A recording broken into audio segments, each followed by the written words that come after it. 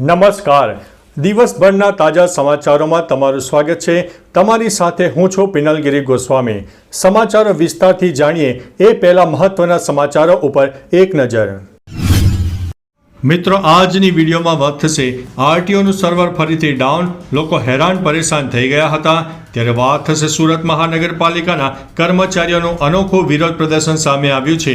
ત્યારે વાત થશે સૌથી મોટું ફિશ ફેક્ટરી શિપ અલંગ બંગાવવા માટે આવી ગયું છે. ત્યારે વાત થશે નેતાઓએ પ્રવેશવું નહીં, નવરાત્રિમાં પણ બેનરો લાગી ગયા છે. ત્યારે વાત થશે સીએમ ભૂપેન્દ્રભાઈ પટેલ માં આશાપુરાના દર્શને પહોંચ્યા હતા. ત્યારે વાત થશે ભાજપે ગરબાના સિક્યુરિટી ગાર્ડને પણ ન છોડ્યા. આગળ વાત થશે માત્ર ભારત જ ઈરાન અને ઇઝરાયલ વચ્ચે તણાવ ઘટાડી શકે છે. ત્યારે વાત થશે સાવધાન થઈ જાઓ, ફેક વેબસાઇટ બનાવીને ફ્રોડ કરનારી ટીમ પકડાઈ ગઈ છે. ત્યારે વાત થશે T20 વર્લ્ડ કપમાં પ્રથમ T20માં ભારતની હાર થઈ છે. ત્યારે વાત થશે સીએમ ભૂપેન્દ્રભાઈ પટેલની કચ્છવાસીઓને કરોડોના વિકાસ કાર્યોની ભેટ સામે આવી છે. ત્યારે આગળ વાત થશે રાજકોટમાં બીયુ ફાયર એનઓસી વિના ચાલતી સ્કૂલ પકડાઈ છે. ત્યારે વાત થશે જાપાનમાં વિશ્વયુદ્ધ વખતનો અમેરિકન બોમ્બ ફૂટી નીકળ્યો છે. ત્યારે વાત થશે હવે સમાચારો વિસ્તારથી. દક્ષિણ જાપાનના ક્યુશુ ટાપુ પર મિયાઝાકી એરપોર્ટના રનવે પર નજીક દટાયેલો યુએસ બોમ્બ વિસ્ફોટ થયો છે. એવું કહેવામાં આવી રહ્યું છે કે આ અમેરિકન બોમ્બ બીજા વિશ્વયુદ્ધ દરમિયાન અહીં ફેંકવામાં આવ્યો હતો. દક્ષિણ જાપાની દ્વીપ ક્યુશુ પર મિયાઝાકી એરપોર્ટના રનવે પાસે દફનાવવામાં આવેલો યુએસ બોમ્બ બુધવારે વિસ્ફોટ થયો હતો. વિસ્ફોટના કારણે રનવેને નોંધપાત્ર નુકસાન પણ થયું હતું. મિત્રો, અન્ય મહત્વના સમાચારની વાત કરીએ તો રાજકોટમાં બીયુ ફાયર એનઓસી વિના ચાલતી સ્કૂલ પકડાઈ છે. રાજકોટના મવડી વિસ્તારમાં શ્રી હરિ સોસાયટી શેરી નંબર 16માં ચાલતી જય કિશન સ્કૂલ વિશે મોટો ખુલાસો થયો છે. આ શાળાનું નવું બિલ્ડિંગ ગેરકાયદેસર છે. આ ઉપરાંત શાળા સંચાલક મિલન વિકરિયા દ્વારા building use permission, completion certificate અને ફાયર એનઓસી કશું જ લેવામાં આવ્યું નથી. આવી સ્થિતિમાં શાળાના 600 વિદ્યાર્થીઓ જીવના જોખમે ભણે છે. આ કાંડમાં પણ સાગઠિયાનું નામ સામે આવી રહ્યું છે. મિત્રો, અન્ય મહત્વના સમાચારની વાત કરીએ તો મુખ્યમંત્રી ભૂપેન્દ્રભાઈ પટેલ માંડવીમાં ₹117 કરોડથી વધુના વિકાસ કાર્યોની કચ્છવાસીઓને ભેટ આપી છે.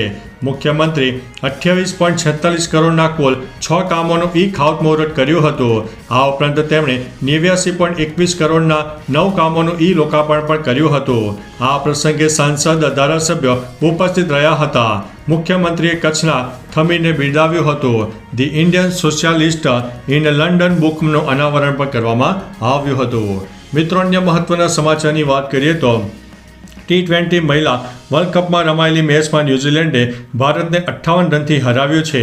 પ્રથમ બેટિંગ કરતા ન્યૂઝીલેન્ડને 161 રનનો ટાર્ગેટ આપ્યો હતો. જવાબમાં ભારતીય ટીમ 102 રનમાં ઓલ આઉટ થઈ ગઈ હતી. ભારત તરફથી હરમનપ્રીત કૌરે સૌથી વધુ 15 રન બનાવ્યા હતા. ન્યૂઝીલેન્ડ તરફથી બોલિંગમાં લિયા તુહુએ સૌથી વધુ 3 વિકેટો લીધી હતી. મિત્રો, અન્ય મહત્વના સમાચારની વાત કરીએ તો સાવધાન થઈ જાઓ, ફેક વેબસાઇટ બનાવીને ફ્રોડ કરવામાં આવી રહ્યું છે. સુરતમાં એક મોટા ઓનલાઈન ફ્રોડનો પર્દાફાશ થયો છે. કેટલાક ઇસમોએ ઈ-કોમર્સ વેબસાઇટ ફ્લિપકાર્ટ જેવી ફેક વેબસાઇટ બનાવી હતી. વેબસાઇટ પર 70થી લઈને 90% સુધીની ડિસ્કાઉન્ટની જાહેરાત ફેસબુક ઉપર મૂકીને પૈસા લીધા બાદ વસ્તુની ડિલિવરી નહીં કરતી ગેંગના 6 સભ્યોને સુરતની સરથાણા પોલીસે ઝડપી પાડ્યા છે. 12 પાસ થયેલા 3 થી 4 જેટલા આરોપીઓએ બીટેક અને MCA પાસ 2 યુવકને નોકરીએ રાખ્યા હતા. છેલ્લા 1 વર્ષથી આ ગોરખધંધો ચાલતો હતો. મિત્રો, અન્ય મહત્વના સમાચારની વાત કરીએ તો ભારતમાં ઈરાનના રાજદૂત ઇરાજ ઇલાહીએ શાંતિ પુનઃસ્થાપિત કરવા માટે ભારતના હસ્તક્ષેપની માંગ કરી છે. ઈરાની રાજદૂતે કહ્યું છે કે ભારતે આ તકનો લાભ ઉઠાવીને ઇઝરાયલને પ્રદેશમાં તેની આક્રમકતા રોકવા અને શાંતિ અને સ્થિરતા જાળવી રાખવા માટે સમજાવવું જોઈએ. ઈરાનના રાજદૂતે કહ્યું છે કે માત્ર ભારત જ તેમના દેશ અને ઇઝરાયલ વચ્ચેના તણાવને ઘટાડી શકે છે. મિત્રો, અન્ય મહત્વના સમાચારની વાત કરીએ તો છેલ્લા થોડા સમયથી ભાજપનું સદસ્યતા અભિયાન ચાલુ થયું છે. જેનો ટાર્ગેટ પૂરો કરવાનું પ્રેશર એટલું બધું છે કે કોલેજના વિદ્યાર્થીઓ, હોસ્પિટલના દર્દીઓને સભ્ય બનાવવાના સમાચાર આવ્યા હતા. હવે તો વડોદરાના પૂર્વ સાંસદ રંજનબહેન ભટ્ટે ગરબા ગ્રાઉન્ડના સિક્યુરિટી સ્ટાફને ભાજપના સભ્ય બનાવ્યા છે. રંજનબહેને પોસ્ટ પણ શેર કરી છે. કોમેન્ટમાં લોકો કહે છે કે ભાજપે તો સિક્યુરિટી ગાર્ડને પણ ન છોડ્યા.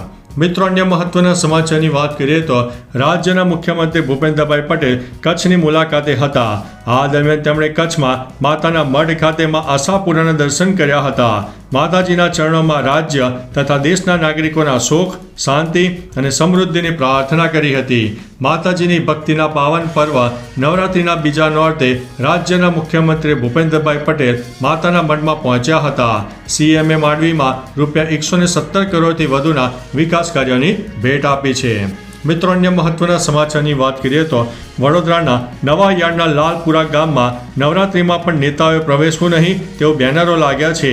ગણેશ ઉત્સવ દરમિયાન ગરબામાં વિરોધને પગલે રાજકીય નેતાઓમાં સોપાડો પડી ગયો હતો. નવા યાર્ડના લાલપુરા ગામમાં લોકોને રોડ ન બનતા સમસ્યાનો સામનો કરવો પડ્યો હતો. સ્થાનિકો વિફર્યા હતા અને નેતાઓના બહિષ્કારનું બેનર લગાવીને વિરોધ વ્યક્ત કર્યો હતો. મિત્રો, અન્ય મહત્વના સમાચારની વાત કરીએ તો ભાવનગરના અલંગ શિપ બ્રેકિંગ યાર્ડ ખાતે વિશ્વનું સૌથી મોટું ફિશ ફેક્ટરી જહાજ બંગાવવા માટે આવ્યું છે. સામે આવેલી માહિતી અનુસાર મોટર વેસલ દીવો નામના જહાજને શિપ અલંગના પ્લોટ નંબર 169 દ્વારા ખરીદવામાં આવ્યું છે. આ જહાજ 1980માં બનાવવામાં આવેલું છે. 26,136 મેટ્રિક ટન વજન ધરાવે છે અને 228 મીટર લાંબુ છે અને 32.3 મીટર પહોળું જહાજ છે. શુક્રવારે તેની કસ્ટમ પ્રક્રિયા હાથ ધરવામાં આવતી હતી. મિત્રો, અન્ય મહત્વના સમાચારની વાત કરીએ તો સુરત મહાનગરપાલિકાના કર્મચારીઓ પોતાના પડતર પ્રશ્નોને લઈને વિરોધ કરી રહ્યા છે. નવરાત્રિના સમયે સુરત મહાનગરપાલિકાના કર્મચારીઓએ અનોખો વિરોધ કર્યો હતો. મહાનગરપાલિકાના ક્લાર્ક પડતર માંગણી મુદ્દે ગરબા રમીને પોતાનો વિરોધ નોંધાવ્યો હતો. ઉલ્લેખનીય છે કે રાજ્યમાં હાલ નવરાત્રિનો માહોલ જામ્યો છે. મિત્રો, અન્ય મહત્વના સમાચારની વાત કરીએ તો આરટીઓનું સર્વર ફરીથી ડાઉન થયું છે. લોકો હેરાન થયા છે. ફરી એક વખત અમદાવાદ સહિત રાજ્યમાં આરટીઓનું સર્વર ડાઉન થઈ ગયું હતું, જેના કારણે લોકોને ભારે મુશ્કેલી પડી હતી. સેંકડો લોકો આરટીઓના ધરમધક્કા ખાયા હતા. કામ ધંધા બંધ રાખીને આરટીઓના કામે આવેલા લોકો અટવાયા હતા. હજુ પણ આવતીકાલે સર્વર શરૂ થશે કે નહીં તેની કોઈ ગેરંટી નથી. ગુજરાત હાઈકોર્ટ દ્વારા અનેક વખત જાટાણી કાઢવામાં આવી હોવા છતાં સર્વરની સમસ્યાનું નિરાકરણ થતું નથી. તો ચાલો મિત્રો, ફરીથી દેશ અને દુનિયાના સુપરફાસ્ટ સમાચાર લઈને મળતા રહીશો. ત્યાં સુધી અમને રજા આપશો. નમસ્તે.